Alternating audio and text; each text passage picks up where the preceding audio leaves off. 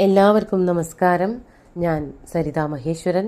ഇന്ന് ശ്രീമദ് വാൽമീകി രാമായണത്തിൻ്റെ ബാലകാണ്ഡത്തിലെ 41-ാമത്തെ സർഗത്തിൽ 21 മുതൽ 26 വരെയുള്ള ശ്ലോകങ്ങളാണ് നമ്മളിന്ന് പഠിക്കാൻ പോണത്. അതോടുകൂടി 41-ാമത്തെ സർഗവും തീരുകയാണ് ചെയ്യണത്. കഴിഞ്ഞ ദിവസം പറഞ്ഞു നിർത്തിയത് ബാലകനായിട്ടുള്ള അംശുമാനെ ഗരുഡൻ ഉപദേശിക്കുകയാണ്.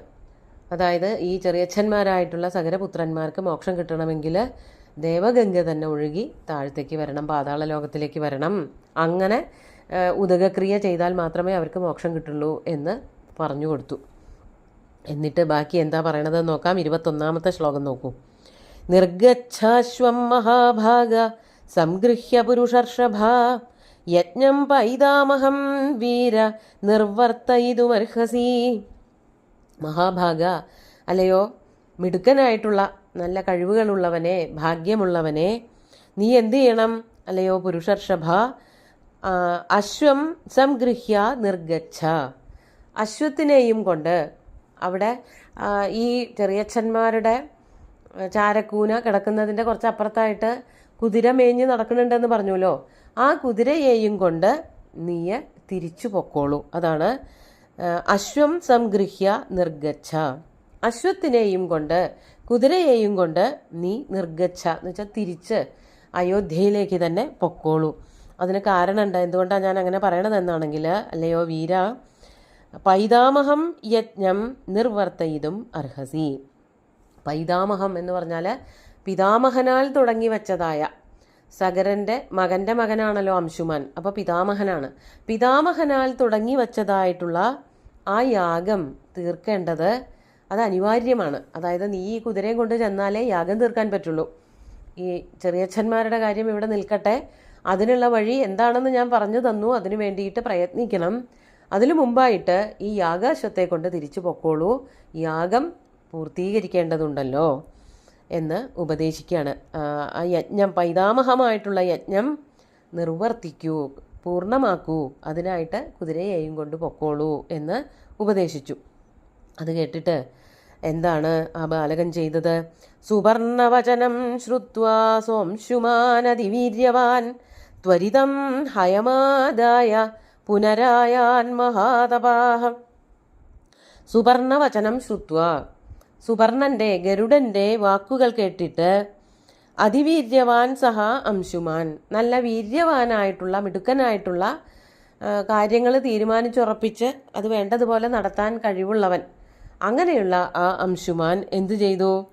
ത്വരിതം, വേഗം തന്നെ, ഹയം ആദായ, കുതിരയെയും കൊണ്ട്, പുനഃ ആയാത്, മഹാതപാഹ പുനഃ ആയാത്, മഹാതപസ്വിയായിട്ടുള്ള നല്ല ദൃഢനിശ്ചയമുള്ള കഴിവുള്ളവനായ ആ അംശുമാൻ കുതിരയെയും കൊണ്ട് തിരിച്ച് ആയാത് എന്ന് പറഞ്ഞാൽ അയോധ്യയിലേക്ക് പോന്നു.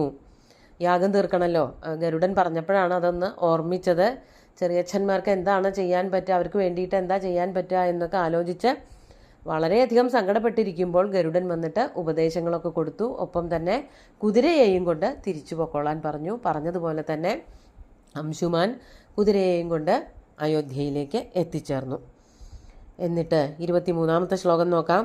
തതോ രാജാനമാസാദ്യ ദീക്ഷിതം രഘുനന്ദന ന്യവേദയദ്യഥാവൃത്തം സുപർണവചനം തഥാ.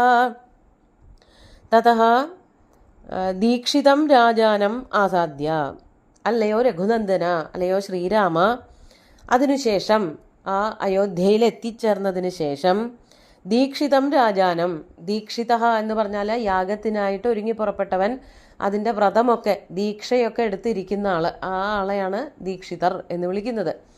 ആ ദീക്ഷിതനെ പോയിട്ട്, ദീക്ഷിതനായിട്ടുള്ള ആ മഹാരാജാവിനെ, സഗരനെ ചെന്ന് കാണുകയാണ്. അവിടെ ചെന്നിട്ട് ന്യവേദയത് യഥാവൃത്തം സുപർണവചനം തഥാ, യഥാവൃത്തം സുപർണവചനം തഥാ ന്യവേദയത്. സുപർണൻ തന്നോട്, ഗരുഡൻ തന്നോട് ഏതൊരു കഥയാണോ പറഞ്ഞു തന്നത് അത് മുഴുവനും തന്നെ മുത്തശ്ശനോട് പറഞ്ഞു കൊടുത്തു. അവിടെ ഉണ്ടായ സംഭവം, കണ്ട കാര്യങ്ങളൊക്കെ പറഞ്ഞു കൊടുത്തു. കുതിരയും കൊണ്ടാണ് പോയത്. അപ്പോൾ യാഗം പൂർത്തീകരിക്കാൻ പറ്റും. പക്ഷേ ചെറിയച്ഛന്മാരുടെ കാര്യത്തിൽ ഇനി എന്താണ് ചെയ്യേണ്ടത് എന്ന്, എന്താണോ ഗരുഡൻ ഉപദേശിച്ചു കൊടുത്തത് അത് മുഴുവനും മുത്തശ്ശനോട് പറഞ്ഞു കൊടുക്കുകയും ചെയ്തു. അപ്പോൾ ആ വാക്കുകൾ കേൾക്കുമ്പോൾ സ്വാഭാവികമായിട്ടും അച്ഛന് സങ്കടം ഉണ്ടാവും. സഗരൻ വല്ലാതെ വിഷമിച്ചു എന്നുള്ളതാണ് 24-ാമത്തെ ശ്ലോകത്തിൽ പറയണത്. ശ്ലോകം നോക്കൂ. തച്ഛ്രുത്വാ ഘോരസങ്കാശം വാക്യമംശുമതോ നൃപ യജ്ഞം നിർവർത്തയാമാസ യഥാകൽപ്പം യഥാവിധി.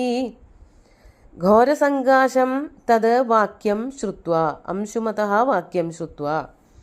വളരെ പേടിപ്പെടുത്തുന്നതായ ഒരു ചീത്ത വാർത്ത, അതാണല്ലോ അംശുമാൻ വന്ന് പറഞ്ഞത്.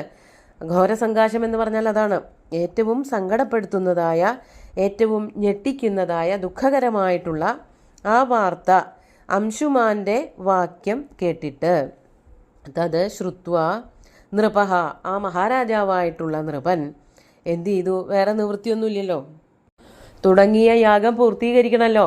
അതിനു വേണ്ടിയിട്ട്, അതാണ് യഥാകൽപ്പം യഥാവിധി, എങ്ങനെയാണോ യാഗം നടത്തേണ്ടത്, ഏത് രീതിയിൽ നടത്തണം എന്നാണോ പറഞ്ഞു വച്ചിരിക്കുന്നത്, ആ വിധത്തിൽ യാഗം ചെയ്ത് തീർത്തു.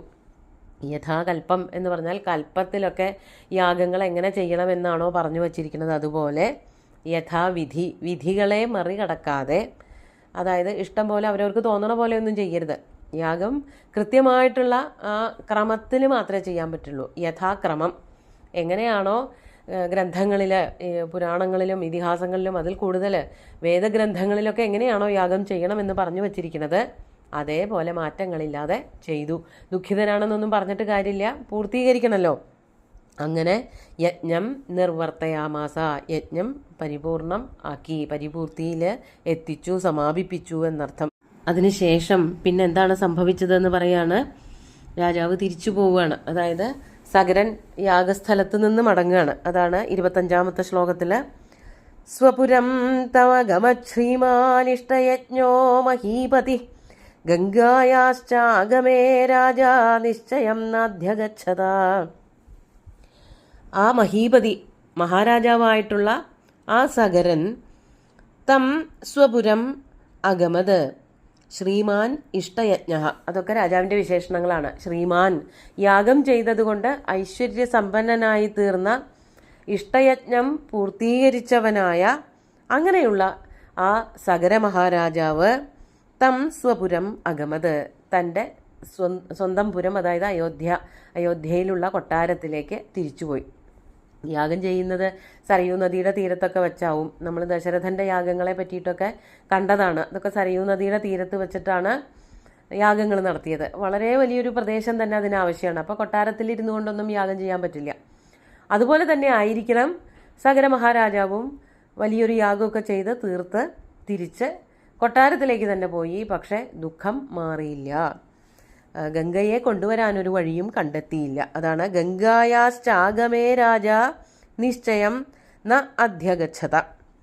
ഗംഗായാഹ ആഗമേ, ഗംഗയെ എങ്ങനെ സ്വർഗലോകത്തിൽ നിന്നും ഭൂമിയിലേക്ക് കൊണ്ടുവരും എന്ന കാര്യത്തിൽ രാജ നിശ്ചയം ന അധ്യഗച്ഛത, രാജാവിന് ഒരു നിശ്ചയവും ഉണ്ടായില്ല. എങ്ങനെ അത് കൊണ്ടുവരണം, സ്വർഗലോകത്ത് കൂടെ പ്രവഹിക്കുന്ന ഗംഗയെ എങ്ങനെ ഭൂമിയിലേക്കും ഭൂമിയിൽ നിന്ന് പാതാളത്തിലേക്കൊക്കെ കൊണ്ടുപോകും, അതിനെ പറ്റിയിട്ട് ഒരു രൂപം ഉണ്ടായിരുന്നില്ല, ഒരു ഐഡിയ ഉണ്ടായിരുന്നില്ല സഗര മഹാരാജാവിന്. അതാണ് ഗംഗായാഹ ആഗമേ രാജ നിശ്ചയം ന അധ്യഗച്ഛത. രാജാവിന് തീർച്ചപ്പെടുത്താൻ, അല്ലെങ്കിൽ ഒരു വഴി, അല്ലെങ്കിൽ ഇങ്ങനെ ചെയ്യാം എന്നൊന്നും രൂപമുണ്ടാക്കാൻ സാധിച്ചില്ല സഗരന്.